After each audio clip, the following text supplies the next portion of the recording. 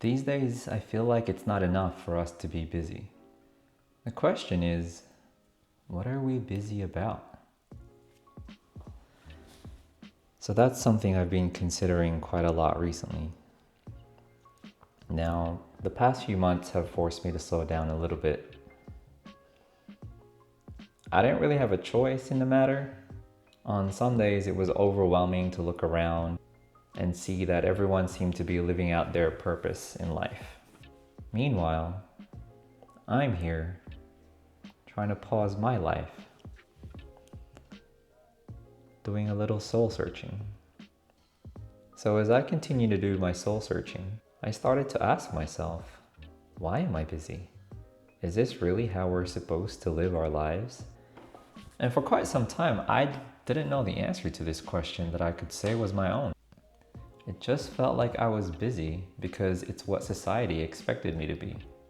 Finish high school, get in a university, finish your degree, get a full-time job, move up the ranks, do this, see that, go here. And while this isn't necessarily a bad thing, I can't help but feel these are all just distractions. And so I decided to rejoin society. But this time with a different perspective and focus. Now, I've been putting something off for quite a while now.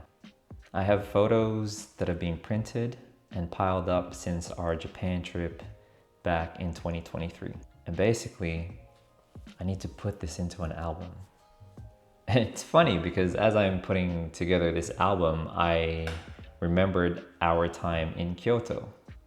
Now in Kyoto, they seem to live at their own pace.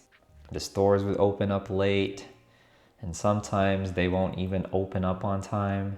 There was even an owner who actually decided to close his shop early, even though a customer was there wanting to purchase something from his store.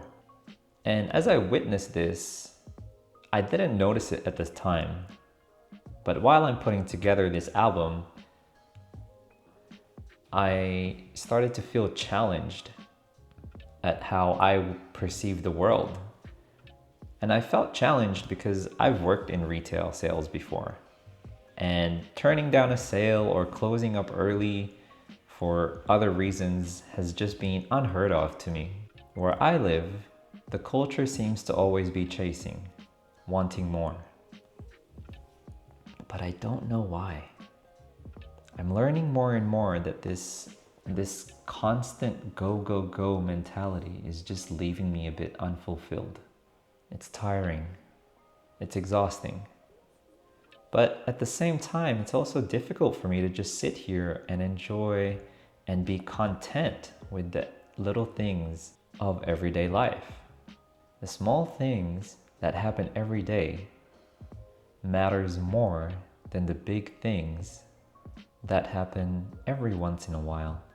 So I'm gonna take it day by day, investing in what matters to me and where I would like to go from here, learning how to slow down.